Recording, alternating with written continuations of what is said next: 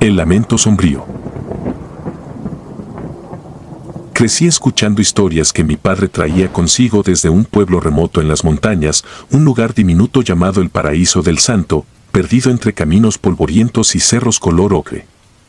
Él nació allí, y aunque nuestra familia dejó esas tierras cuando mi padre era joven, siempre me describió cada detalle con tanta claridad que a veces sentía que yo mismo había caminado por sus calles estrechas. No se trataba de un sitio famoso, ni mucho menos turístico, solo un puñado de casas, la iglesia principal en la plaza y algunos ranchos dispersos a las afueras. Poca gente lo habitaba, y eso hacía que todos se conocieran. Fue así que, desde pequeño, supe de la historia de una casa en particular, una que cargaba con un misterio tan inquietante que, al escucharla, no podía evitar mirar sobre mi hombro por las noches. Después de tantos relatos, decidí visitar el Paraíso del Santo siendo ya un adulto. Quería ver con mis propios ojos aquella casa y, en parte, entender por qué mi padre contaba las cosas de manera tan vívida. Debo confesar que guardaba un escepticismo natural, pues mi vida en la ciudad me había alejado de las creencias y supersticiones de las zonas rurales. Sin embargo, algo en mí necesitaba la confirmación de que esos ruidos extraños, esos lamentos nocturnos que todos decían provenían de la casa, eran tan reales como él siempre aseguró.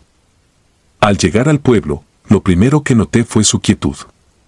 Solo habían pasado unas décadas desde que mi padre se fue, pero el tiempo parecía haberse detenido. Caminé por la calle principal, donde se levantaban casas antiguas construidas de adobe, con techos de teja y ventanas angostas. Los vecinos me saludaron con cortesía, aunque con curiosidad, al notar que yo era forastero. No tardé en averiguar la ubicación exacta de la casa, pues bastó con describir un poco lo que mi padre mencionaba y enseguida todos sabían de qué hablaba. Me señalaron una calle lateral, casi al final del pueblo, donde se erguía aquella construcción que en su momento perteneció a una mujer llamada Doña Remedios. Según me contó mi padre, Doña Remedios había sido una persona muy querida en la comunidad. Tenía hijos y nietos, pero al igual que muchas familias de la región, se dispersaron con los años. Algunos emigraron a la frontera, otros se fueron a ciudades más grandes, y poco a poco ella se quedó sola en aquel caserón. A pesar de las súplicas de sus hijos para que se mudara con alguno de ellos, ella se negó siempre. Decía que su verdadera vida estaba en el Paraíso del Santo, que nada sustituiría la tranquilidad de esas calles y el aire que tanto amaba. Vivió así hasta sus últimos días. El día que Doña Remedios murió, el pueblo entero se conmovió. Nadie imaginó una reacción distinta, porque la señora había sido amable con todos, una figura casi materna en esa pequeña comunidad. Sin embargo, con su muerte llegó la duda de qué sucedería con la casa. Sus hijos tenían vidas hechas en otros lugares y, aunque acudieron para los funerales, no parecía haber un acuerdo claro sobre si alguien se quedaría con la propiedad o si la venderían. Por un par de semanas, al menos hubo actividad. Se limpiaron las habitaciones, se recogieron las pertenencias más valiosas y algunos muebles se embalaron para enviarlos a los hijos más cercanos. Luego se marcharon todos, y la casa quedó ahí, vacía. El tiempo pasó, y al principio los vecinos se organizaron para que la casa no se deteriorara rápido. Barrían el frente, tocaban la puerta para cerciorarse de que nadie se hubiera metido. En ocasiones, una vecina de nombre Úrsula, que había sido muy cercana a Doña Remedios, entraba con una llave de repuesto para ventilar las habitaciones. No tenían planes de dejarla abandonada, porque esa casa representaba mucho para todos, la memoria de la mujer que se negó a irse y que había envejecido entre esas paredes. No obstante, fue apenas a los pocos días de quedar sola la casa cuando empezaron a circular los primeros rumores. La gente aseguraba que, en mitad de la noche, se escuchaban gemidos o lamentos que venían desde el interior. Al comienzo, los más escépticos justificaron el ruido como el de algún animal que se había metido buscando refugio, quizá un perro o un gato lastimado. Pero había algo raro, quienes se asomaban a las ventanas jamás veían un rastro de criatura. Peor aún, describían aquello más como un susurro entre humano y bestia, una voz que lloriqueaba sin claridad de palabras. Esa sensación tan inusual hizo que poco a poco la gente se alarmara, pero preferían no entrar porque no querían invadir lo que consideraban aún propiedad de la familia de Doña Remedios. Pasada la primera semana de esos sucesos, los sonidos se desvanecieron de la noche a la mañana. Algunos quisieron convencer a Úrsula de que abriera la casa para revisar, pero cuando por fin se animaron, el silencio ya se había instalado. Nadie pudo hallar la fuente de aquellos lamentos, así que todo se quedó como una rareza de esa primera semana. Mi padre me contó que hubo un breve periodo de calma antes de que el fenómeno regresara, y que tuvo lugar poco después del fallecimiento de una niña del pueblo. Aquel suceso trágico coincidió con el retorno de los gemidos en la casa deshabitada, algo que sacudió más a todos de lo que admitieron en voz alta.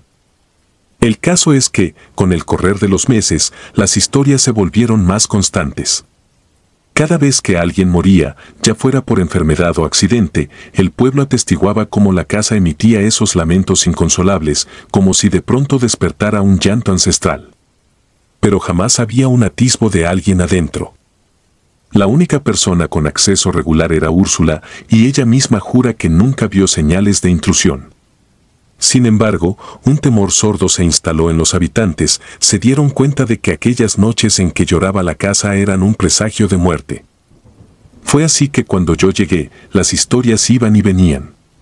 Varias generaciones ya habían escuchado el rumor de la casa que anunciaba tragedias. Unos creían que era el espíritu de Doña Remedios, tan apegada al pueblo, que lloraba la partida de sus vecinos. Otros aseguraban que algún tipo de fuerza oscura se había instalado en la vivienda para cobrarse almas. Apenas puse un pie en el lugar, me invadió cierta pesadez, no era un presentimiento claro, pero sí una energía extraña. Reconocía la calle por las descripciones de mi padre, el color y textura de las paredes que parecían hablar de otra época. Aún así, me esforzaba en mantener la compostura, porque no quería dejarme sugestionar tan fácilmente. Decidí quedarme en la posada del pueblo por unos días para investigar por mi cuenta. Hablé con varias personas mayores, quienes me recibieron con cautela. Algunos preferían no mencionar el tema, como si temieran atraer la desgracia. Pero otros, tal vez sintiéndose en deuda con la verdad, me contaron más detalles. Uno de ellos era don Berto, amigo de la infancia de mi padre, quien aseguraba que cada visita de la muerte en el pueblo venía precedida de un lamento lastimero en la casa.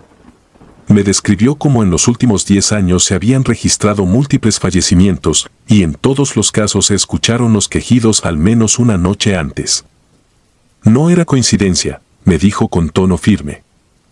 A esas alturas, yo ya sentía un nerviosismo latente. No creía mucho en fuerzas sobrenaturales, pero las historias eran demasiadas y muy consistentes. Con eso en mente, me acerqué a la casa una tarde y vi que la puerta principal se alzaba con su vieja cerradura. Las ventanas tenían las persianas a medio caer y apenas una escasa iluminación entraba por las rendijas. Me quedé afuera, en silencio, intentando escuchar algo, cualquier cosa. Era una tarde tranquila, tan callada que solo se oían las chicharras y el crujir de la madera por el viento. Fue en ese instante que sentí un escalofrío. No había nada extraño, no vi sombras ni escuché voces, pero la piel se me erizó sin razón aparente. Esa noche, me quedé en vela en la posada, mirando por la ventana. El pueblo estaba dormido y solo las luces más tenues iluminaban las calles. Por un momento, pensé que mi viaje había sido en vano, que todo era una leyenda inflada por la superstición. Me repetí eso hasta que, cerca de las 3 de la madrugada, un sonido que no logré ubicar de inmediato invadió mis oídos. Me incorporé de golpe y agudicé la escucha. Provenía de la distancia, una especie de lamento apagado, algo entre un susurro y un gemido prolongado. Se repetía en intervalos irregulares, como si la cosa que lo producía necesitara tomar aire para continuar gimiendo. Me armé de valor y salí a la calle con una linterna vieja que me prestaron en la posada. No había un alma afuera. Caminé con sigilo hasta acercarme a la cuadra donde estaba la casa de Doña Remedios. A medida que me aproximaba, el gemido se hacía más intenso, como si retumbara en las paredes. Detuve mis pasos a unos metros de la puerta. Sentí que mi corazón latía con tanta fuerza que me costaba oír con claridad. Al principio, dudé si tocar o retroceder. Fue entonces cuando noté que alguien más estaba parado en la acera de enfrente. No alcancé a distinguir su rostro, solo su silueta. También parecía escuchar esos quejidos con un terror incontenible. No intercambiamos palabras, la presencia de otro testigo me confirmó que no era mi imaginación. El lamento cesó casi súbitamente. Nos quedamos petrificados unos segundos más, sin saber qué hacer. Después de un rato, la persona de enfrente se marchó corriendo, y yo me quedé allí, con las piernas temblorosas. Sentía la adrenalina recorrer mi cuerpo y a la vez una tristeza que no podía explicar. Fue un quejido tan agónico, tan lleno de pena, que se me humedecieron los ojos sin quererlo. Regresé a la posada y, en la mañana, me enteré de que un joven del pueblo había sufrido un accidente en la carretera. Lo hallaron grave al amanecer y, para cuando lo llevaron a un hospital, ya era demasiado tarde. Alguien mencionó lo de los lamentos y otros asentían con rostros angustiados. Yo también encajaba con esa historia, había oído esos llantos la noche anterior. Ese día, el ambiente en el pueblo era lúgubre. Varias personas se congregaron en la plaza para hablar en voz baja, algunos rezaron, otros derramaron lágrimas de impotencia. Y surgió de nuevo la incómoda verdad, la casa anticipaba la muerte. Mi intención fue acudir a la iglesia para buscar respuestas. El sacerdote, a quien encontré por casualidad, lucía preocupado. Me confesó que había escuchado esos rumores desde que llegó al pueblo, pero jamás había ido a la casa. Aunque, sin mencionarlo de forma explícita, me dio a entender que no le extrañaba la idea de una presencia ligada a ese lugar. Fue algo que me estremeció, porque ni siquiera él, representante de la fe local, se atrevía a descartar que hubiera un misterio insano allí. Los días siguientes, el paraíso del santo se sumió en una tensa normalidad. El funeral del joven que falleció reunió a casi todos, y yo sentía que me observaban con recelo, quizá porque era un extraño que había presenciado el fenómeno. Me marché por un par de semanas y regresé cuando supe de otro suceso. Un anciano había muerto de causas naturales y, aquella misma noche, los lamentos volvieron a escucharse. Varias personas decidieron dejar veladoras en la puerta de la casa, otros rezaron rosarios colectivos frente a la fachada, tratando de ahuyentar la supuesta presencia. Parecía inútil. Nadie podía detener ese llanto sobrenatural que aparecía solo cuando la muerte se cernía sobre alguien del pueblo. Había una conjetura común entre muchos de los vecinos, que el alma de Doña Remedios jamás se fue de su hogar y en su afán de mantener ese vínculo con la gente del pueblo, lloraba las desgracias que estaban por suceder. Otros, en cambio, afirmaban que aquello no podía ser un espíritu misericordioso, sostenían que la casa había sido tomada por algo muy distinto, que se nutría del sufrimiento, y que daba su aviso como una burla a la fragilidad humana.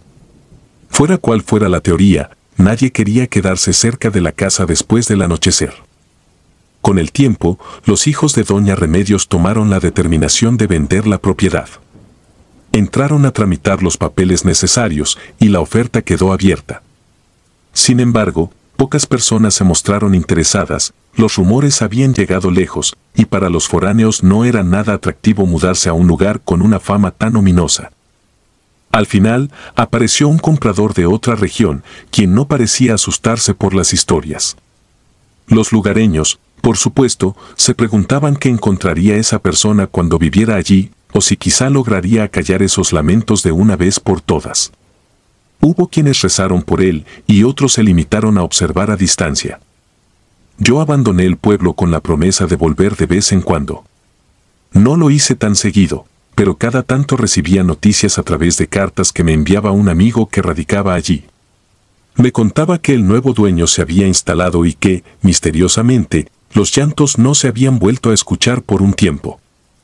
Pero luego, tras la muerte de un joven en el pueblo vecino, se reportó de nuevo el mismo lamento, ahora con más fuerza y resonancia. El comprador, según decían, entró en pánico y no supo cómo lidiar con la situación. Al final, vendió la casa otra vez, dejándola a su suerte. No sé con exactitud qué ocurrió en años recientes con esa vieja construcción. Cada tanto le pregunto a mi padre si alguien del pueblo menciona algo al respecto. Él me dice que la gente ya no se acerca si no es absolutamente necesario, que la casa permanece casi siempre cerrada, con una placa de en venta que se ha renovado más de una vez. Y en medio de esa incertidumbre, el lamento sombrío se escucha de manera intermitente, como el eco de una tragedia que no abandona el lugar. Para mí, esa vivencia cambió mi manera de ver la vida. Regresé a la ciudad con la mente cargada de preguntas y con una sensación de que, efectivamente, hay cosas que no entendemos. Cada vez que recuerdo aquella noche y el gemido perturbador que me heló la sangre, no puedo evitar un escalofrío. Nada en mi vida me había hecho sentir un miedo tan arraigado, tan visceral, como esa voz sin rostro que parecía lamentar o anunciar un suceso funesto. Mi padre insiste en que, mientras la gente muera y la casa siga en pie, ese llanto proseguirá, pues parece ligado al sufrimiento de la comunidad y a la memoria de quien estuvo tan aferrada a su tierra. Hoy, al contar mi historia, no busco convencer a nadie de su veracidad. Solo describo lo que sentí, lo que vi y lo que supe de labios de quienes habitan el paraíso del santo. Quien quiera creer, lo hará, y quien no, siempre encontrará explicaciones más simples. Pero yo no puedo olvidar. Hay noches en que cierro los ojos y escucho la resonancia de aquel lamento atravesando la oscuridad, tan real como cuando me encontraba en ese pueblo lejano, rodeado de silencio y misterio, sin poder librarme de la certeza de que algo, en esas paredes vacías, seguía con vida. El pueblo pequeño. Nací en un pueblo diminuto, donde las supersticiones y los rumores se mezclan con la rutina diaria y forjan la identidad de quienes vivimos allí. Nunca imaginé que aquellas historias que flotaban en el aire, contadas al calor de los fogones, podrían volverse reales y desatar el horror que hoy llevo conmigo. Me cuesta mucho recordar cada detalle, pero el peso de la culpa me obliga a revivirlo. Quisiera enterrar estas memorias para siempre, pero no lo logro. Supongo que es mi penitencia por haber incitado a mis amigos a descubrir lo que nunca debimos buscar. Desde niño escuchaba relatos sobre Andrés Montoya, un hombre ermitaño que supuestamente había muerto años atrás, aunque nadie vio su cuerpo. Corría el rumor de que la familia se había encargado de fingir un sepelio, enterrando un ataúd sellado que tal vez no contenía nada. En mi inocencia, pensaba que esas eran invenciones de la gente para agrandar la leyenda de un individuo al que pocos conocieron. Algunos ancianos del pueblo aseguraban que lo habían visto vagando por el monte mucho después de su supuesto fallecimiento, pero no había pruebas claras. Solo había palabras de viejos que se aferraban a la tradición de contar historias de terror para mantener a los curiosos alejados de aquel monte espeso y lleno de peligros. Tenía 3 amigos cercanos, Sergio, Mateo y Tomás. Crecimos juntos escuchando murmullos sobre la misteriosa desaparición de Andrés y nos rondaba la idea de comprobar si era verdad. Fue la abuela de Tomás quien nos mostró una fotografía muy antigua de un hombre de ojos hundidos, nariz afilada y piel tostada por el sol. Decía que era Andrés Montoya, captado en un retrato de juventud. Esa imagen caló hondo en nosotros, pues confirmaba de algún modo que, al menos, aquel hombre había existido. Durante semanas planeamos ir al cementerio para revisar la tumba que la gente atribuía a Andrés. Necesitábamos saber si la lápida coincidía con las fechas y el nombre. Nadie más en el pueblo nos prestaba atención. Éramos adolescentes, con más curiosidad que sentido común, y sin temor a romper las reglas establecidas. Una tarde, lo hicimos. Atravesamos los panteones con cuidado, evitando que el cuidador nos viera, y dimos con una piedra gris casi cubierta de musgo en la que se leía el nombre completo de Andrés Montoya, junto a una fecha de deceso que concordaba con los rumores. Esa evidencia reforzó en nosotros la certeza de que algo no cuadraba. Si todos aseguraban que se lo había visto rondar el monte después de su muerte oficial, ¿por qué esta lápida estaba aquí, con su nombre y fechas exactas? Podía tratarse de un macabro engaño o de algún suceso imposible de explicar. Sergio era el más osado. Sostuvo que lo siguiente era explorar la casa donde la gente murmuraba que él residía. No estaba en el propio pueblo, sino más allá de los límites, adentrándose en el monte, un lugar frondoso y casi virgen, donde pocos se aventuraban por temor a las fieras o las caídas entre rocas filosas. Pensábamos que si encontrábamos la casa y veíamos señales de vida, entonces confirmaríamos que Andrés no estaba muerto en realidad o descubriríamos que solo era un mendigo que se hacía pasar por él. Sonaba emocionante. Era el tipo de aventura que nos llenaba de adrenalina, de esas vivencias que se repiten con orgullo en las reuniones de amigos, salvo que nosotros jamás la contaríamos riendo, sino con un nudo en la garganta. La noche anterior al día elegido para ir, apenas dormí. Imaginaba el bosque infinito, los troncos húmedos, las hojas crujientes y la silueta de alguien observándonos desde la penumbra. Aún así, mi curiosidad resultó más fuerte que el temor. Partimos temprano, con un par de mochilas donde llevábamos agua, linternas pequeñas, un par de sándwiches y un cuchillo de campo por si necesitábamos defendernos de algún animal. Caminamos cerca de 3 horas. Los árboles se cerraban a nuestro alrededor en un entramado tan denso que apenas podía verse el cielo. Sin embargo, el entusiasmo nos mantenía unidos mientras charlábamos en voz baja para no asustar a la fauna local. Abundaba el canto de aves ocultas que hacían eco entre las ramas. Nos guiábamos por indicaciones borrosas, pero sorprendentemente, dimos con una cabaña que sobresalía en medio de una maleza altísima.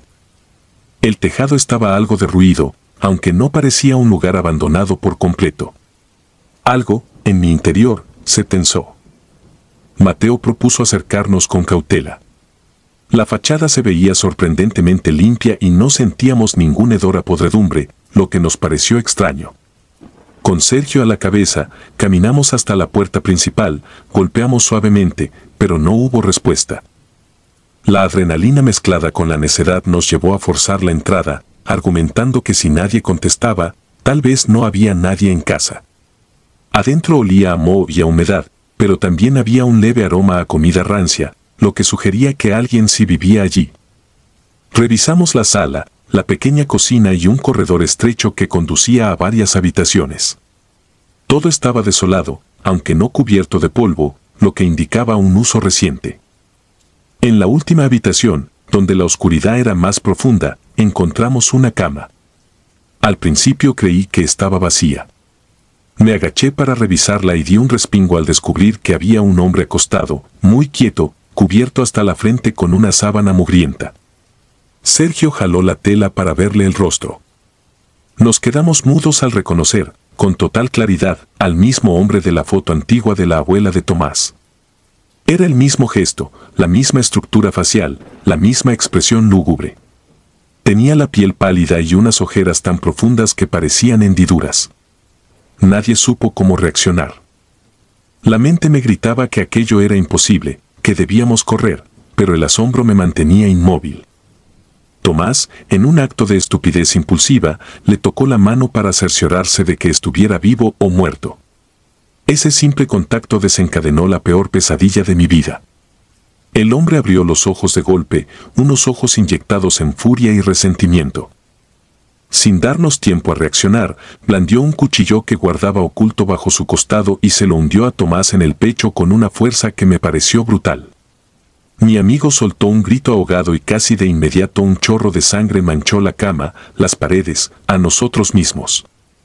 Retrocedí, aturdido, sintiendo que la sangre de Tomás me salpicaba la ropa y la piel. El pánico me consumió y no podía moverme.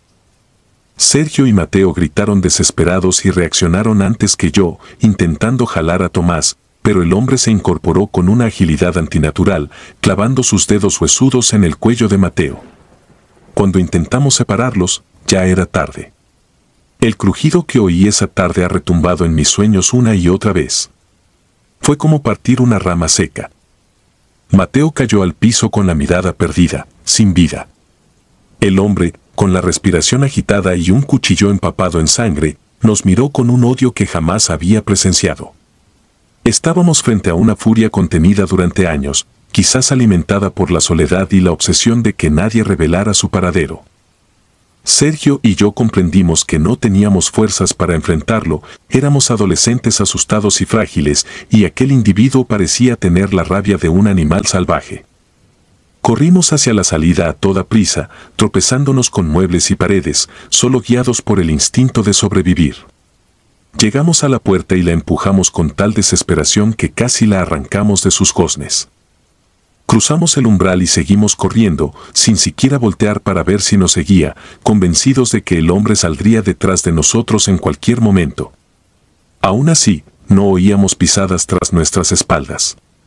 Cuando paramos a recobrar el aliento, intentando procesar lo sucedido, nos percatamos de que no estaba persiguiéndonos.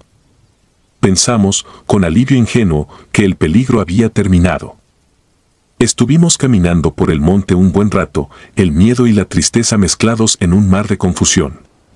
2 de nuestros amigos habían muerto en un abrir y cerrar de ojos.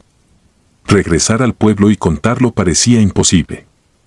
Nadie creería que ese hombre, dado por muerto desde hacía décadas, seguía vivo y, además, se comportaba como un asesino despiadado. Nos temblaban las piernas. Queríamos llegar al sendero principal que conectaba con el pueblo, rezando para no tropezar con ningún animal ni volver a cruzarnos con él. En medio de la maleza, mientras avanzábamos con cautela, lo vimos a la distancia, oculto tras un tronco grueso. Nos contemplaba con esa misma expresión de furia y rencor. El cuchillo seguía teñido de sangre. No se movió, no emitió palabra.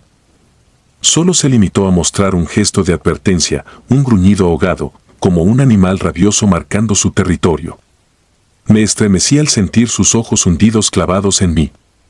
Se internó lentamente entre los árboles y desapareció, dejándonos con la sensación de que, en cualquier momento, saltaría sobre nosotros para culminar lo que había empezado. Cuando por fin llegamos al pueblo, cubiertos de tierra y aterrados, acordamos entre sollozos no contar la verdad. Teníamos un pavor irracional a que, si alguien más iba a buscarlo, se produciría un nuevo baño de sangre y, peor aún, ese hombre vendría de noche a silenciarnos por haber revelado su existencia. Inventamos una mentira. Dijimos que Tomás y Mateo habían ido a nadar al río por un atajo que conocían y que la corriente se los tragó, no encontrando sus cuerpos.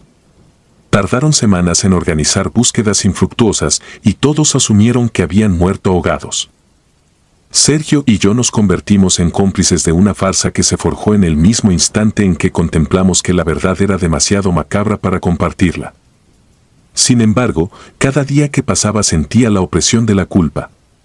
Soñaba con el rostro ensangrentado de mis amigos, con la mirada colérica de aquel hombre. Empecé a desarrollar un terror constante a la noche. Sentía que, si dormía, él se metería en mi habitación para hundirme el mismo cuchillo.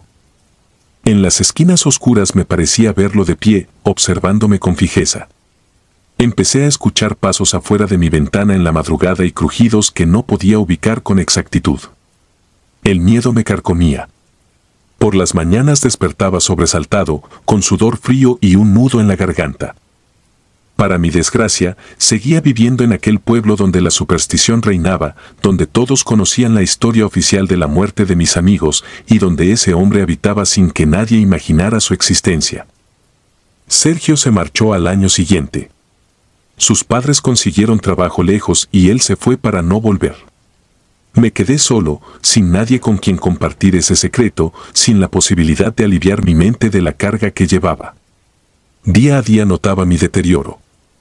Era como si viviera aislado en mi propio mundo de terror, siempre esperando el momento en que esa figura apareciera entre las sombras para acabar con mi vida.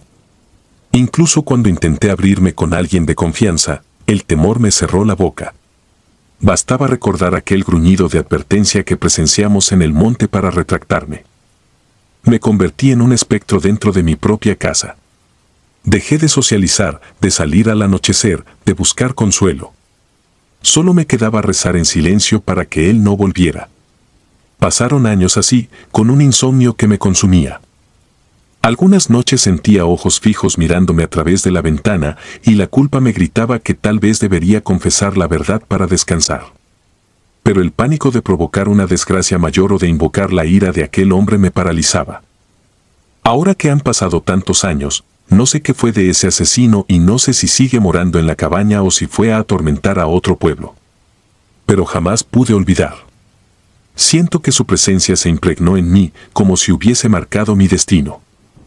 A veces creo que vivirá más allá de cualquier límite humano, esperando en la penumbra y acechando a quien pretenda develar su existencia. Yo, por mi parte, vivo con un miedo visceral que no me abandona ni un solo día.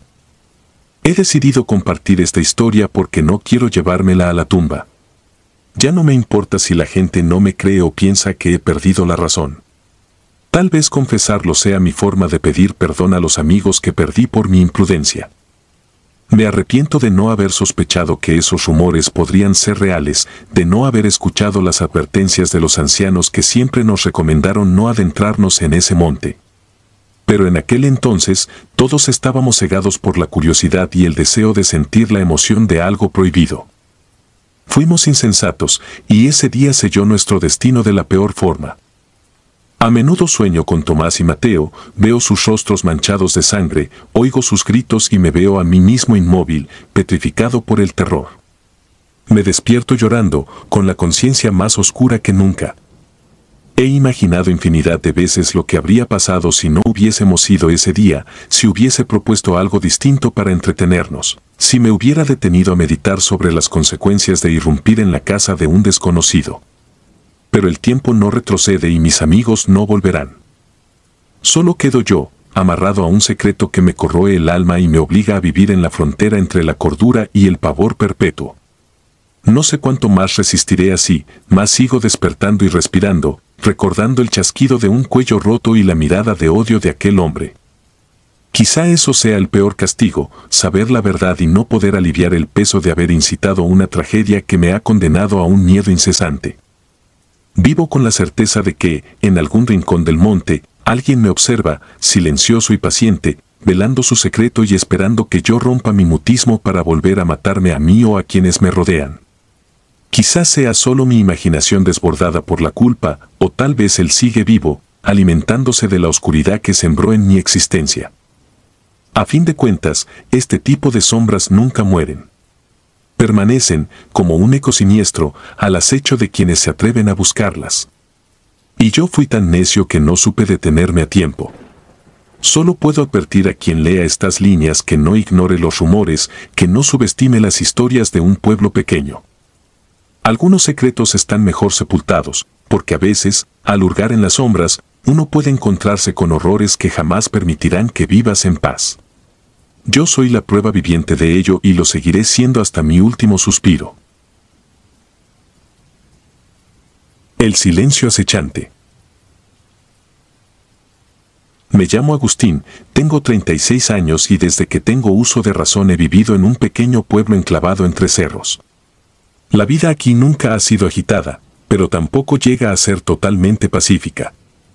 Todo transcurre con una especie de ritmo denso, como si el tiempo se hubiera detenido pero mantuviera un susurro constante que a veces se vuelve tan fuerte que no puedes ignorarlo. Hace un par de años, por necesidad, acepté trabajar en el rancho de mi tía Ángela, un lugar apartado situado a casi 40 minutos en camioneta desde el centro del pueblo. En aquel entonces, mi prioridad era ahorrar un poco de dinero para independizarme y la oferta fue tentadora: techo, comida y un salario modesto, pero constante. Mi tía vivía sola, pues su esposo había muerto hacía mucho tiempo y se las arreglaba con un par de empleados para mantener el ganado y unos cuantos cultivos de hortalizas. Apenas me instalé, noté la soledad del lugar. Detrás del rancho, los cerros se alzaban enfilados, cada vez más altos, como guardianes silenciosos. Desde el primer día, el trabajo fue duro, había que acarrear agua para los corrales, limpiar el establo y ayudar en las siembras. Pero yo no me quejaba, siempre me ha gustado sentir la tierra bajo las manos. Lo único que me costaba de veras era la distancia con mi novia, Carolina, a quien apenas podía ver cada 2 o 3 semanas cuando bajaba al pueblo por provisiones. Carolina y yo llevábamos un año juntos, un tiempo suficiente para descubrir que sus ojos tenían esa mirada especial que siempre me había atraído. Tenía carácter, sí, y una dulzura que te hacía sentir en casa en cualquier parte. Cuando decidí trabajar para mi tía, me apoyó sin dudarlo, aunque ambos sabíamos lo duro que sería. En el rancho no había señal de teléfono y en esa zona remota ni siquiera existía la posibilidad de conectarme a internet. Solo contaba con mi viejo celular ladrillo, que apenas servía para llamadas y mensajes simples. No era un problema grave al inicio, pero con los días se volvía insoportable la idea de no poder escuchar su voz. Una tarde, mientras arreglaba una cerca junto al corral, noté que mi tía me observaba. Era una mujer de mirada aguda, acostumbrada a la vida de campo, y de pronto soltó un comentario sin quitar la vista de mí. Dijo que en lo alto del cerro, allá donde se juntan los pinos, a veces entraba algo de señal. No era un sitio sencillo de alcanzar, porque implicaba recorrer un sendero empinado y con piedras sueltas. Lo solté todo para mirar hacia la ladera, preguntándome si valdría la pena el esfuerzo. Al principio no me animé, el agotamiento tras la jornada me quitaba las ganas de subir y, además, Carolina sabía que en el rancho no había forma de comunicarme con ella seguido. Pasaron los días y la tentación de sorprenderla con una llamada fue creciendo. Pensé que sería un gesto bonito escuchar su voz sin previo aviso, romper la monotonía del silencio y hacerle saber que, aunque estuviera lejos, la recordaba a cada segundo. Una tarde, después de terminar temprano mis labores, me armé de valor y decidí caminar hacia la cima.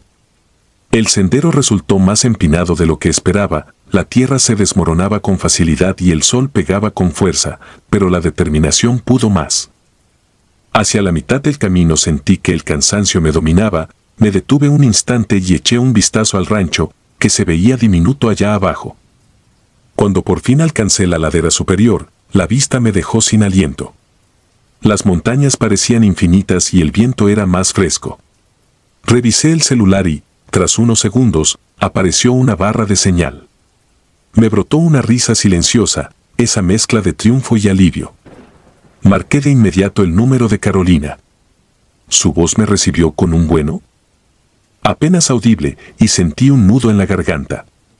Hablamos unos minutos, le conté sobre el rancho, el calor del día y las vacas que a veces se escapaban del corral. Ella se rió, me dijo que me extrañaba y yo le respondí que no se preocupara, que pronto nos veríamos. Bajé con el corazón más ligero y una sensación de compañía. A partir de entonces, subir al cerro para llamar se volvió una pequeña rutina.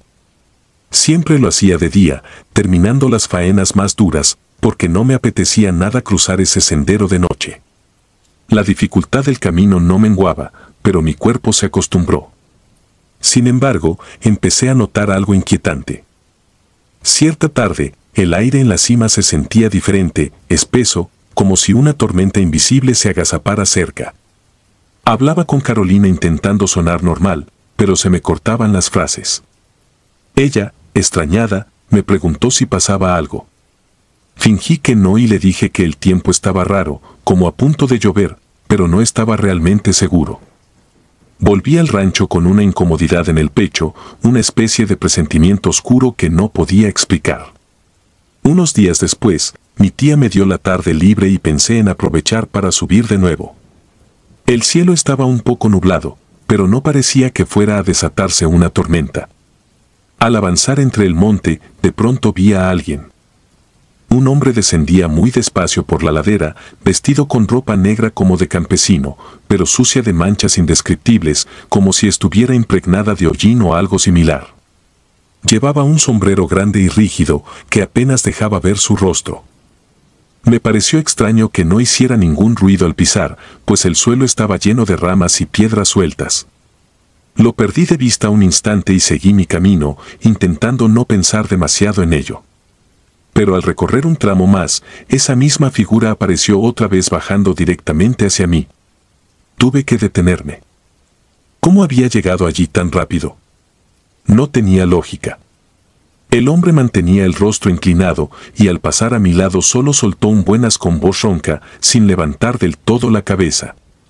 Sus pasos eran lentos, pero avanzaba con una fluidez que me puso la piel de gallina. Cuando llegué a la cima, llamé a Carolina y logré calmar un poco mis nervios. Esa noche apenas pude cenar. Mi mente volvía una y otra vez a la imagen de aquel sujeto silencioso, sucio, con el sombrero enorme cubriéndole la cara. Le conté a mi tía algo muy reducido, mencionando que había visto a alguien extraño en el cerro, pero ella se limitó a encogerse de hombros. Dijo que había mucha gente que cortaba leña o buscaba ganado, y que no tenía por qué alarmarme. Dejé pasar un tiempo sin subir, esperando que esa sensación rara se esfumara. Pero las ganas de oír a Carolina me impulsaron de nuevo. Esa tarde el viento soplaba más frío y las nubes parecían arrastrar una luz gris sobre los árboles. Al llegar al claro donde normalmente encontraba señal, el celular no reaccionó. No había barra, ni un débil indicio de conexión. Caminé en círculos, levantando el móvil al aire, e incluso me subí con cuidado a una roca grande en busca de esa mínima línea de cobertura.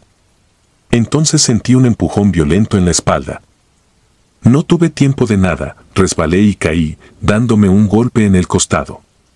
El tobillo me dolía, pero no estaba fracturado. Me levanté con el corazón desbocado, mirando en todas direcciones. Y lo vi de nuevo. El hombre de negro estaba allí, en el centro del claro, inmóvil como un espantapájaros abandonado. No levantaba la vista, parecía más interesado en los troncos a su alrededor, como si los inspeccionara uno por uno. Una oleada de miedo me sacudió. Mi cerebro me gritaba que huyera, y eso hice, me alejé lo más rápido que pude, ignorando el ardor del tobillo. Mientras bajaba el sendero, percibí que él también se movía. Sus pasos eran suaves, casi imperceptibles, pero los sentía detrás de mí, siguiéndome sin esfuerzo.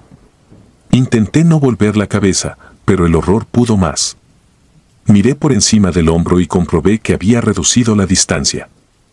También me di cuenta de que, en su mano, sostenía lo que parecían piedras o trozos de madera. Me empecé a agachar instintivamente, temiendo que me las arrojara. Y así fue, escuché el silbido de un objeto que pasó rozándome. El sonido seco de la piedra rebotando contra un tronco casi me hizo perder el control de mis pasos. La desesperación me empujó a seguir adelante, pero sentí otro golpe brusco en la pantorrilla, como si algo se enroscara alrededor de mi pierna. Tropecé y caí de rodillas con un gruñido de dolor. Cuando giré la vista, no vi nada que me sujetara, no había ramas, no había cuerdas, solo la presión creciente de algo que no podía ver. Empecé a sacudir la pierna para soltarme, y en medio de esa lucha silenciosa, él se abalanzó sobre mí. Su sombrero casi chocó contra mi frente. Durante un instante eterno, pude atisbar su rostro, la piel parecía deshacerse, cuarteada, y sus ojos no eran más que cuencas hundidas en sombras infinitas. Un olor nauseabundo me envolvió, algo parecido a carroña y óxido, tan penetrante que se me revolvió el estómago. Intenté gritar, pero el miedo me había cerrado la garganta. Un líquido negruzco empezó a gotear de su boca, espeso, cayendo en hilos que parecían repulsivos gusanos líquidos. Una de esas gotas me tocó la mejilla, ardió como brasa recién encendida, provocándome un dolor punzante que me cortó la respiración. La rabia y el instinto de supervivencia superaron al terror. Lancé un manotazo hacia su pecho y logré apartarlo lo justo para rodar y ponerme en pie. Sin pensarlo, eché a correr, ni siquiera miré si él se levantaba tras la embestida. Bajar el cerro se convirtió en un suplicio porque el tobillo me latía y mi cabeza daba vueltas, pero la adrenalina me mantuvo en pie hasta que vi las tejas del rancho asomar entre los árboles. Llegué al patio cuando el sol ya se ocultaba, con la ropa cubierta de polvo y las piernas temblorosas. Mi tía, que regaba las plantas, soltó la cubeta al verme. Quise hablar, pero mi voz era apenas un susurro. Di unos pasos más y caí de bruces sobre la tierra. Solo recuerdo que oí su grito lejano, como si viniera de otro mundo, y luego una oscuridad tibia que me rodeó en un abrazo malsano. Desperté a mitad de la noche, recostado en una cama. Un vendaje grueso cubría parte de mi mejilla y sentía un escozor constante. Mi tía estaba sentada a mi lado, con el rostro lleno de preocupación. No pude decirle de forma coherente lo que me había pasado, apenas hilé unas frases confusas mientras ella me ofrecía agua. Dijo que me habían encontrado inconsciente y que la herida de mi cara era extraña, como si me hubiera quemado con algo corrosivo. Preguntó qué había ocurrido, pero mi lengua se trababa. Los días siguientes transcurrieron en una niebla de dolor y silencios incómodos. Mi tía no preguntó más de la cuenta, se limitó a untarme pomadas y a asegurarse de que descansara. Cuando recuperé algo de fuerzas, decidí marcharme del rancho. No quería volver a subir ese cerro y arriesgarme a encontrarme con esa cosa de nuevo. Mi tía no se opuso, aunque noté en su mirada algo parecido al alivio. Tal vez ella también sentía la presencia opresiva que rodeaba aquel lugar. Regresé al pueblo con la mejilla vendada y un terror encajado en mis huesos. Carolina me recibió con lágrimas y me prohibió explicarle más detalles de los que pudiera manejar sin perder la cabeza. Lo poco que le conté la dejó helada. Con los meses, la herida cicatrizó lo suficiente para que pudiera quitarme el vendaje, pero siempre quedó una marca oscura, como un tatuaje maldito grabado en la piel. A veces, cuando me observo en el espejo, me parece sentir de nuevo la quemazón de aquel líquido negro. He tenido pesadillas recurrentes en las que revivo ese ascenso fatídico al cerro, veo al hombre de negro flotando entre los árboles, siento sus manos huesudas rodear mi cuello, escucho el crujido de su mandíbula cuando abre la boca y deja escapar un olor a muerte que me paraliza. Despierto con el sudor corriéndome por la espalda, con la sensación de que algo me observa desde la esquina oscura de la habitación. A ratos me pregunto si aquello fue real o una pesadilla causada por el cansancio y el calor, pero la cicatriz en mi mejilla me confirma que no hay lugar para la duda. Han pasado varios meses desde que dejé el rancho. No he regresado, y mi tía dice que todo sigue más o menos igual, aunque a veces, a la distancia, cree ver sombras en lo alto del cerro, moviéndose. Ella no es de temer cosas sobrenaturales, siempre ha sido escéptica, pero sé que una parte de ella entiende que algo turbio se posa sobre esas tierras. De mi parte, no pienso averiguar nada más.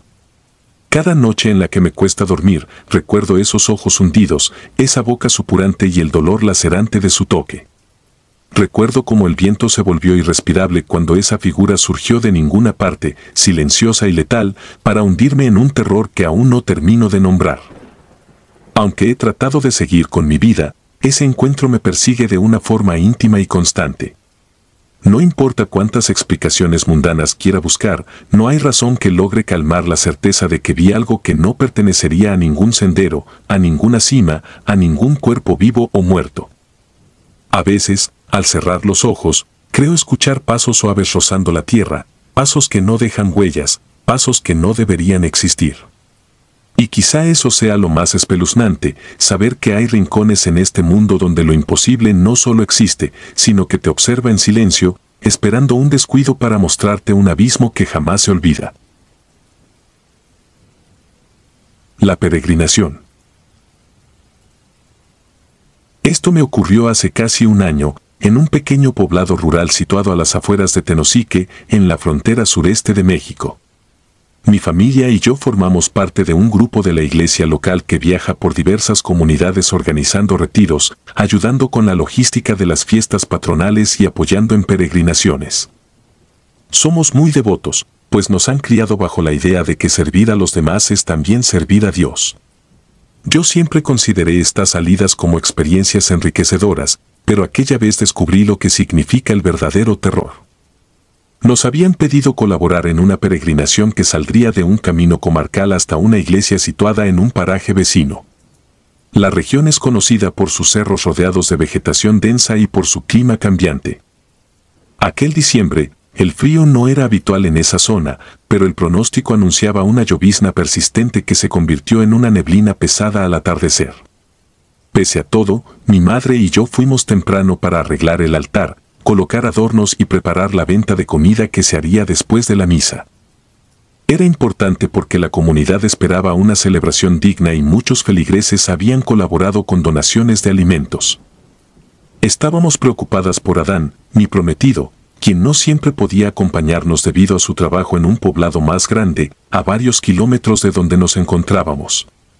Pero esa tarde me avisó que haría lo posible por llegar, aunque fuera cuando la peregrinación ya hubiera comenzado. Yo me sentía más tranquila sabiendo que él intentaba estar ahí, siempre ha sido un apoyo muy grande. Sin embargo, la preocupación no desaparecía del todo, la carretera que conectaba con el pueblo era estrecha, oscura y, con la neblina, se volvía peligrosa. La peregrinación empezó casi a las 7 de la tarde. La llovizna había cesado, pero la niebla continuaba espesa. Un par de patrullas locales se ofrecieron a escoltar a la gente durante la caminata, pues había un tramo que no se podía evitar en la carretera principal.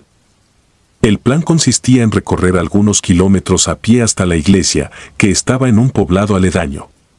Era la única vía de acceso, y a esa hora la luz de la tarde desaparecía más rápido de lo normal. Mientras tanto, mi madre y yo permanecimos en la iglesia acomodando las bancas, revisando que todo estuviera en orden y preparando los alimentos que venderíamos para recaudar fondos. Yo tenía a mano mi teléfono, esperando cualquier mensaje de Adán, ya que la señal en esa región era inestable. Transcurrieron unos 40 minutos cuando recibí uno de sus recados. Decía que finalmente había encontrado a la peregrinación en la carretera y que se quedaría tras ellos, alumbrándolos con las luces del coche. Me pareció perfecto. Así nos asegurábamos de que todo el grupo tuviera un apoyo extra, sobre todo por la niebla. Además, Adán podía orientarse mejor si seguía a la multitud de feligreses. Sin embargo, no pude contener una ligera inquietud. El tramo era engañoso, con desvíos poco señalizados, y me daba mala espina pensar en las condiciones del camino. Cuando faltaba poco para iniciar la misa, el contingente llegó y la gente fue entrando a la iglesia. Entre oraciones y cánticos, muchos se acomodaron en las bancas. Yo me di cuenta de que no veía a Adán por ninguna parte. Pensé que tal vez estaba estacionando su vehículo o que se había detenido a ayudar con algún contratiempo, así que no quise alarmarme. Me concentré en apoyar en el altar y en recibir a las personas. Empecé a contar el dinero recolectado de la venta de comida, y en medio de esa rutina casi olvidé mi ansiedad.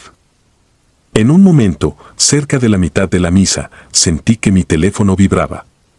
Al ver el nombre de Adán en la pantalla, respondí de inmediato. Noté su voz alterada, como si estuviera conteniendo el llanto. Lo que me dijo fue muy breve pero me heló la sangre. Me suplicó que alguien fuera por él, que no sabía dónde estaba. Intenté preguntarle cómo se había perdido, pero la llamada era inestable y se cortó de improviso. Mi corazón latía con fuerza. Dejé todo lo que estaba haciendo y corrí hacia mi hermana, quien tenía un coche afuera. Le pedí que me llevara en ese instante. Apenas alcancé a decirle que Adán se encontraba en algún lugar de la carretera, unos cuantos kilómetros más lejos de lo esperado. Por fortuna, la neblina ya se había disipado un poco, pero la noche estaba cerrada. Las sombras de los cerros y los matorrales se extendían en cada recoveco de la vía. Tardamos menos de 20 minutos en recorrer lo que habitualmente se haría en una hora, pues había poca circulación a esa hora de la noche. Finalmente, descubrí el coche de Adán estacionado a un costado del camino. Bajé deprisa. Él abrió la puerta y se apresuró a abrazarme. Sentí que su cuerpo temblaba y estaba tan frío que casi me hizo estremecer. Le pedí a mi hermana que se marchara de regreso a la iglesia, asegurándole que yo me ocuparía de él. Al subirnos de nuevo a su vehículo, noté el silencio aplastante. El aire se sentía pesado, como si las sombras de los árboles nos observaran. Le dije a Adán que condujera hasta la iglesia, pero él se negó, apenas lograba articular palabras. Me pidió que fuera yo al volante. No insistí y tomé el lugar del conductor. Encendí el coche y puse en marcha el limpiaparabrisas, que aún llevaba rastros de llovizna.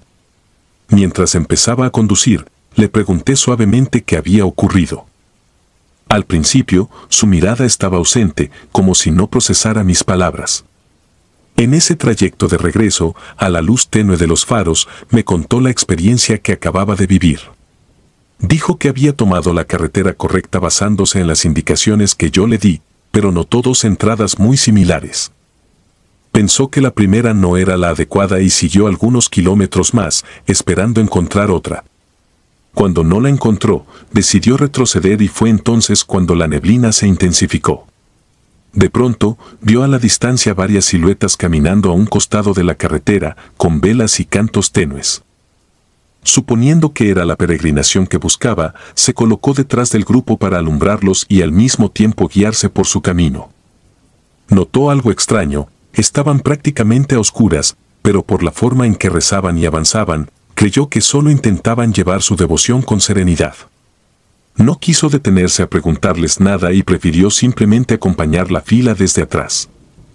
Dijo que escuchaba fragmentos de oraciones y murmullos que a ratos parecían apagarse y luego resurgir con más fuerza. Lo siguió un buen tramo hasta que se internaron por el mismo acceso que él había visto antes pero que había ignorado. Aquella brecha era de terracería y muy mal señalizada. Se adentró poco a poco, hasta que la niebla se volvió tan espesa que prácticamente no veía los laterales. En uno de esos instantes ya no percibió más las voces ni las figuras que caminaban. Detuvo el coche, suponiendo que habían llegado a la iglesia o que el grupo seguía un camino peatonal aparte. Bajó para ver si había algún letrero o una barda que indicara la presencia de un recinto religioso. Sin embargo, lo que encontró fue un silencio tétrico. Caminó con la linterna de su teléfono encendida, intentando localizar el grupo. Pocos metros más adelante, la niebla empezó a disiparse, como si alguien estuviera corriendo una cortina espesa. Entonces se dio cuenta de que estaba de pie al borde de un cementerio antiguo. Me describió el lugar con una nitidez que me dejó los pelos de punta. Las tumbas parecían antiquísimas, con inscripciones ilegibles, y algunas sepulturas tenían grietas que dejaban ver huecos en la tierra. Los pasillos entre las lápidas eran estrechos, cubiertos por maleza.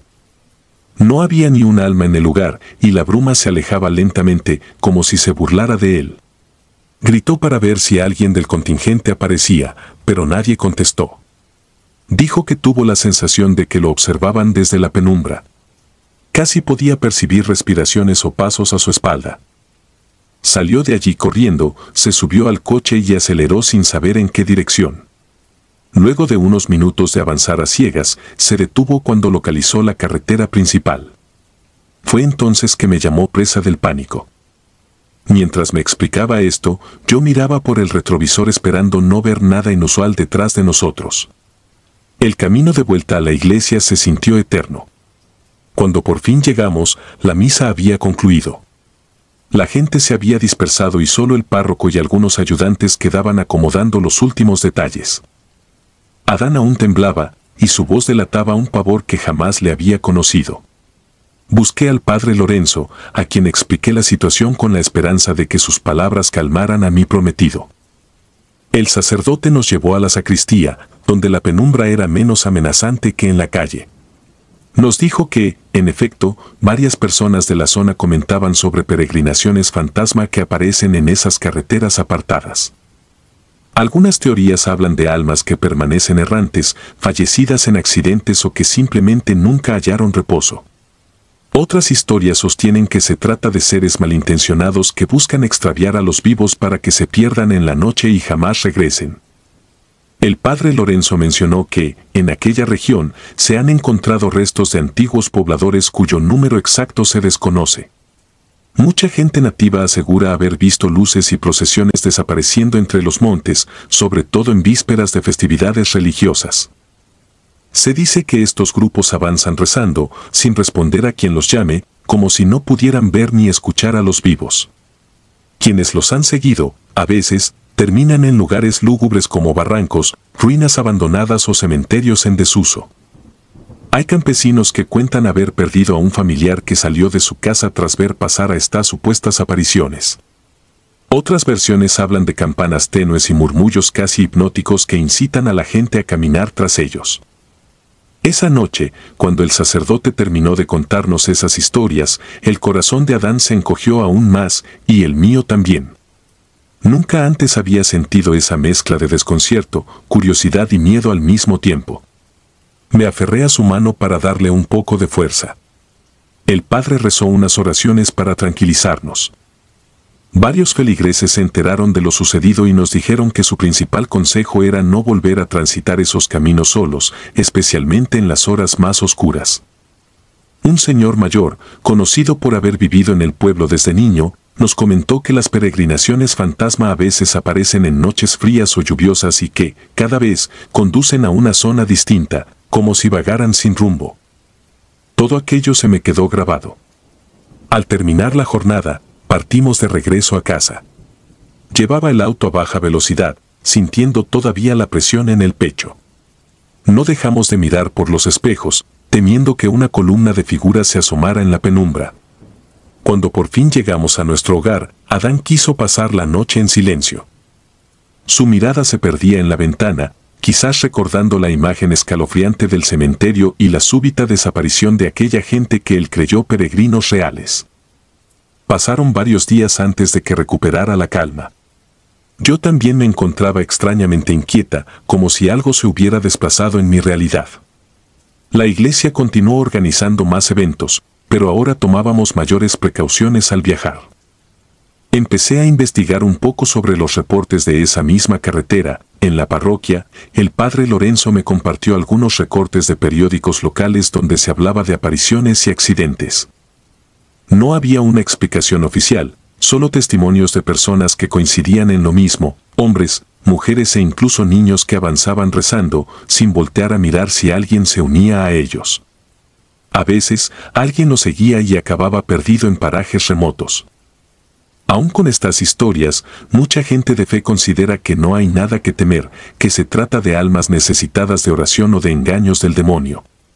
Otros piensan que la región está plagada de sucesos inexplicables por su geografía misteriosa, sus cavernas y antiguas rutas que conectan varios estados del sureste. En lo personal, no sé qué creer. Solo me quedo con la certeza de que Adán jamás había estado tan aterrado como aquella noche, y no tengo motivos para dudar de lo que vio.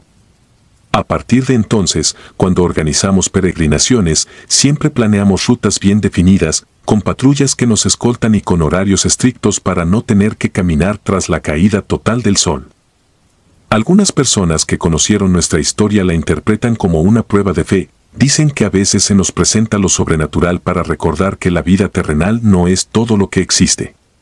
Otros, en cambio, se burlan y aseguran que la niebla y las sombras crean ilusiones. De cualquier forma, nosotros vivimos la experiencia en carne propia, y por más que alguien pretenda explicar aquello con teorías lógicas, nada podrá borrar el horror que vi en los ojos de mi prometido. A veces, al anochecer, recuerdo el relato de los supuestos viajeros perdidos que vagan por las vías desiertas. Me imagino su silencio profundo, el sonido lejano de sus rezos y el eco de sus pasos moribundos. Pienso en ese cementerio olvidado, con las tumbas rotas y los nombres borrados por la humedad y el paso del tiempo. Me pregunto si ellos continúan avanzando en un limbo eterno, buscando luz y calor en las velas de quienes llevamos la fe por delante. O si, por el contrario, no son más que artimañas de algo oscuro que se esconde en la niebla para tentarnos a seguirlos hasta perdernos. Lo único que sé es que cada vez que siento la bruma envolverme en algún sendero rural, mi corazón se acelera y rezo en silencio para que nada semejante vuelva a suceder. Esa noche, mi devoción se llenó de pavor. Por más que invoqué a Dios y traté de mantener la serenidad, había algo tenebroso que superaba mis fuerzas. La posibilidad de haber estado tan cerca de esas apariciones me marcó para siempre. Ya no puedo pasar frente a un cementerio sin sentir un nudo en la garganta, sin evocar la imagen de Adán luchando por contener su llanto a un costado de una carretera oscura, rodeado de sombras y rezos que se fundían con la niebla. Desde entonces, cada vez que alguien me pide ayuda en una peregrinación nocturna, recuerdo aquella advertencia: nunca sigas un grupo que no reconozcas, no importa cuán familiar parezcan sus cantos. Existen procesiones que no están formadas por seres vivos, sino por almas que deambulan en busca de algo que nunca encontrarán. Y si te atreves a caminar con ellas, corres el riesgo de terminar en un lugar donde el miedo y la noche se confunden, donde los nombres en las tumbas ya no se distinguen, y donde las oraciones se elevan sin que nadie las escuche. La séptima sombra. Nunca pensé que mi lugar favorito para pasar los fines de semana se convertiría en la fuente de mis peores pesadillas. Crecí visitando a mi abuelo Fermín en un pequeño poblado llamado El Umbral, a unos cuantos kilómetros de la ciudad donde vivo. Toda mi familia siempre lo ha considerado un hombre muy apegado a sus raíces, pues jamás salió de allí más que en unas cuantas ocasiones para asuntos de trabajo o visitas a parientes. Recuerdo aquellos días luminosos en su casa de adobe, con el aroma a café y pan recién horneado llenándolo todo. Aun cuando yo prefería el ritmo de la ciudad, en El Umbral encontraba una tranquilidad extraña, un silencio muy distinto al ruido cotidiano al que estaba acostumbrado. Sin embargo, hace unas semanas algo cambió y, a la par de ese cambio, comencé a dudar si ese pueblo era tan apacible como siempre creí. Mi abuelo y yo tenemos una costumbre: hablarnos por teléfono al menos 2 veces por semana. Nos gusta ponernos al día, contar historias de casa, él aún conserva un viejo rifle, y comentar sucesos extraños que corrían como rumores en su comunidad. Él sabe que disfruto de los relatos de lo desconocido, de lo que la gente no se atreve a discutir abiertamente. Quizás por eso, cuando me llamó con voz temblorosa y me dijo que necesitaba contarme algo urgente, no dudé en apartar todo mi horario para escuchar con atención. Había escuchado a mi abuelo preocupado antes, pero nunca con ese temblor en la voz que casi rozaba el pánico. Me dijo que los habitantes del pueblo habían encontrado una sexta tabla. Yo no comprendía a qué se refería, pues jamás había escuchado sobre tablas mágicas o sagradas en ese lugar. Le pedí que me diera contexto y noté cómo se tomaba su tiempo para explicarme la historia, como si temiera que en cualquier momento alguien más estuviera escuchando.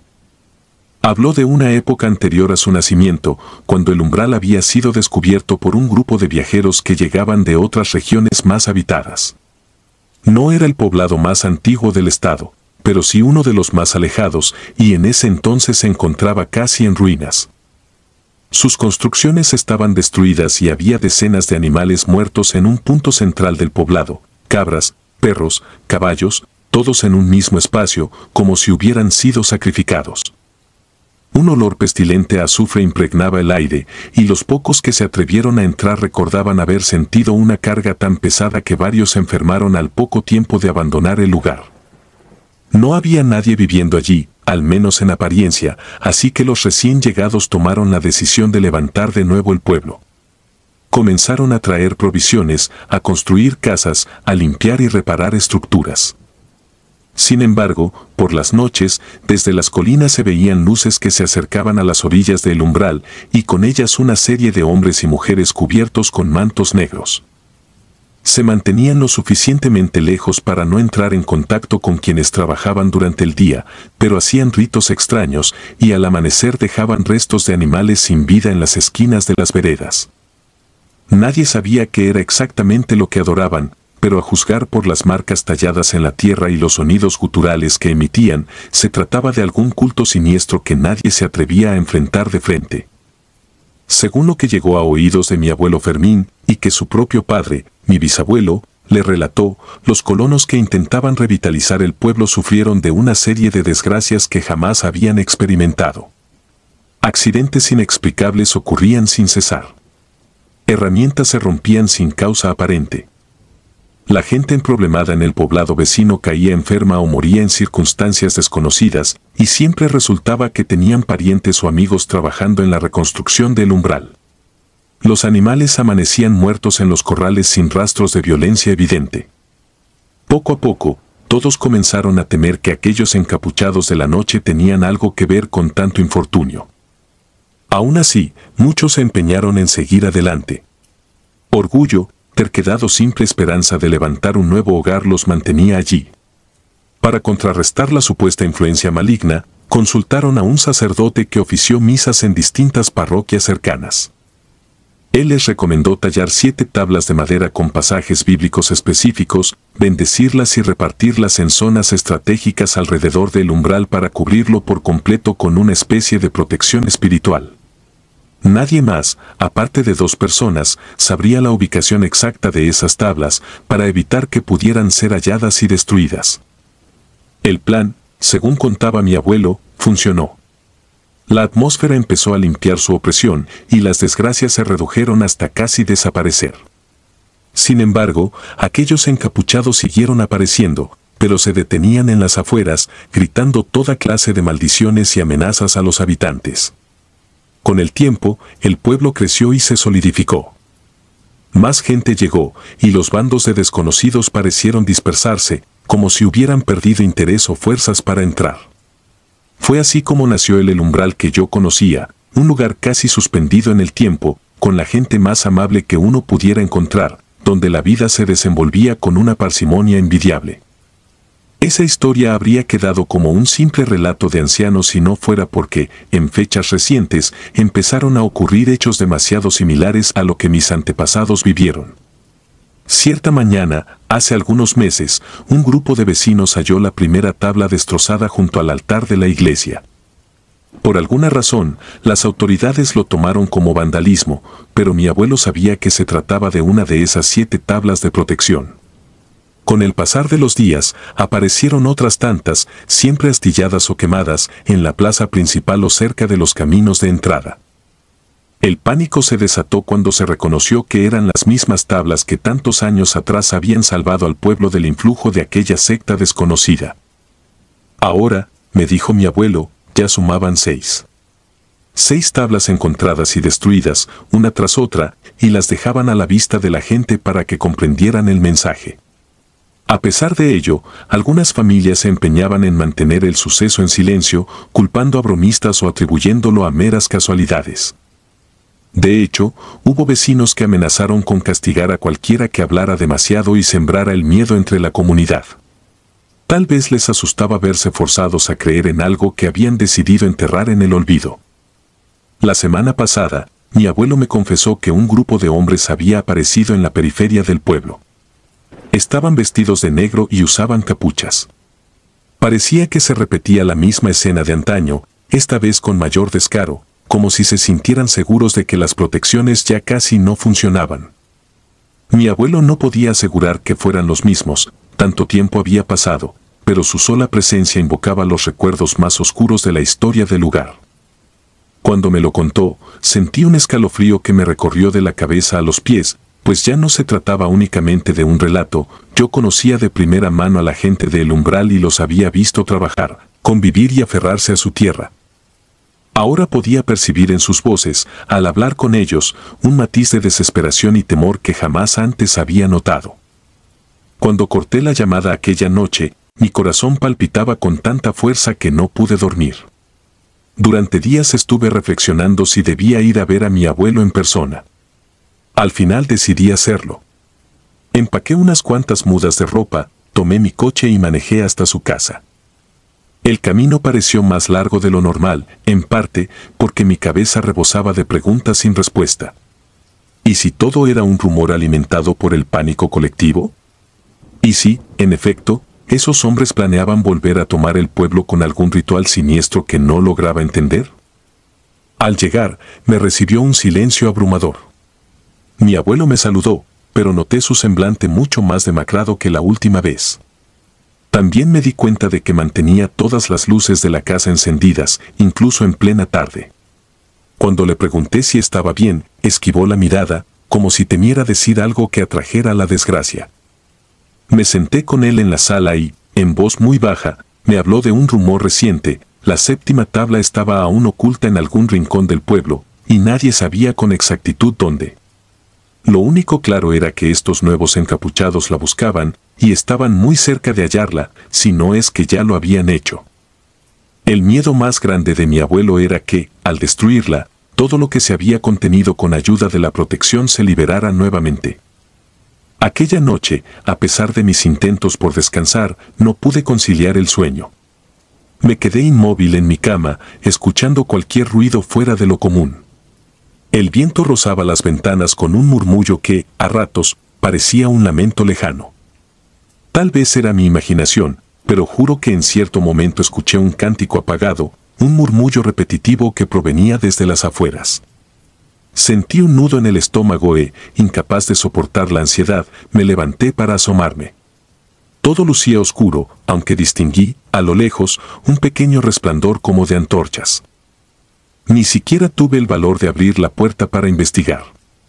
Solo recé, sin ser particularmente devoto, y contuve el aliento, rogando que todo eso fuera un mal sueño. A la mañana siguiente, el pueblo despertó con la noticia de que habían encontrado restos de animales en la plaza, acompañados de velas negras. Mi abuelo, con gesto sombrío, me comentó que hacía décadas que eso no ocurría. Algunos vecinos, por miedo o coraje, gritaban en la calle que la hora final se aproximaba. Otros, en silencio, se encerraban en sus casas. Cuando pasé frente a la iglesia, vi a la gente susurrar en corrillos y a uno de los ancianos más respetados señalando con el dedo un costado del atrio, donde se encontraban manchas oscuras sobre las piedras. Supe entonces que esta vez no se iba a resolver con rezos dispersos, pues el terror se había instalado de lleno en el ánimo colectivo. Entre todo este caos, un hombre mayor, aparentemente uno de los pocos que conocían la ubicación de las tablas, fue hallado inconsciente en el camino que lleva a las montañas. De acuerdo con los comentarios, se trataba del hijo de uno de los encargados originales de esconderlas. La gente decía que alguien o algo lo había agredido para forzarlo a revelar información. Nadie supo si alcanzó a confesar dónde estaba la séptima tabla. Este suceso avivó la desesperación de todos. Temían que en cualquier momento apareciera la última tabla destrozada en la plaza, marcando el fin de la protección. Ya cuando no podía soportar tanta zozobra, decidí hablar con mi abuelo con la intención de convencerlo de marcharse. Me escuchó, pero se negó. Aseguró que tenía fe en que las fuerzas que protegían el pueblo no cederían tan fácilmente. Me aseguró que, pasara lo que pasara, no se movería de allí.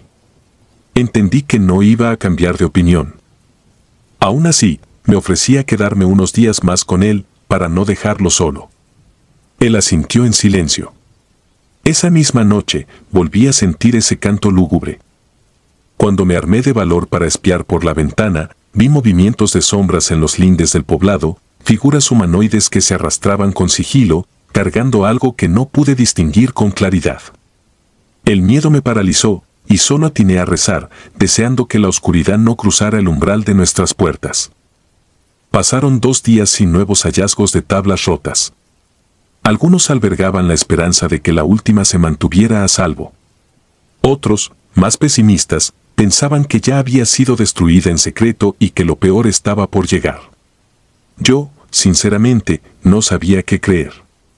Mi único impulso era proteger a mi abuelo. Sin embargo, él parecía resignado y hasta se mostró más animado, como si la ausencia de nuevos infortunios le trajera un poco de calma. Aún así, el ambiente pesaba, y con el caer de la tarde el pueblo quedaba sumido en una tensión asfixiante. Me marcharía a la mañana siguiente, no sin un nudo en la garganta al dejar a mi abuelo allí. Sentí que lo abandonaba a su suerte, pero tenía responsabilidades en la ciudad y esperaba que quizá mis temores fueran exagerados. Antes de partir, quise dar un paseo rápido por los caminos del umbral para despedirme del lugar. Me sorprendió encontrarlo casi desierto, las puertas cerradas a cal y canto, las ventanas con tablones, como si esperaran el golpe de un huracán. De vez en cuando aparecía algún vecino, que al verme solo inclinaba la cabeza y caminaba más rápido, sin detenerse a conversar. En cualquier otra época, esa gente me habría saludado con sonrisas y me habrían invitado a un vaso de agua fresca. Ese día solo encontré miradas de pánico y recelo. Partí con el corazón encogido. Mientras manejaba por la carretera polvorienta, no dejaba de mirar por el retrovisor, esperando encontrar algo o a alguien persiguiéndome. En mi mente retumbaba la pregunta, ¿dónde estaría la séptima tabla? ¿La encontrarían en algún escondite olvidado o permanecería a salvo, protegiendo al pueblo en silencio? A la fecha, sigo sin saber la respuesta. Me aferro a la esperanza de que, si ese último amuleto sagrado permanece intacto, el umbral se librará de la destrucción definitiva. No obstante, cada noche, cuando intento dormir en mi departamento, me imagino a esos hombres de negro susurrando amenazas en torno a la plaza. Pienso en mi abuelo, en su testarudez y su fe inquebrantable. Le he insistido por teléfono que se mude con nosotros, pero siempre me responde con un escueto «estoy bien». Y yo no dejo de preguntarme si no es más que una farsa para tranquilizarme, mientras la oscuridad se cierne sobre él y sobre todo lo que ama. Lo único que me calma un poco es la idea de que, por más aterradores que sean los planes de esa secta, todavía les falta un paso, la séptima sombra. Y mientras esa tabla no aparezca destrozada, hay una chispa de esperanza que mantiene con vida un rincón de México donde viven quienes ya han soportado demasiadas noches llenas de horror. Solo le pido a Dios, a lo que sea que rija nuestro destino, que cuando la última barrera caiga, si llega a pasar, no nos sorprenda a todos sin un refugio en donde escondernos del terror que, sin duda, vendrá a reclamar su lugar. Si disfrutas de los relatos, te invitamos a apoyarnos con un like y un comentario, ya que eso nos ayuda muchísimo. Además, si aún no estás suscrito o suscrita, te animamos a formar parte de la comunidad del terror. Muchas gracias por escucharnos y por tu apoyo.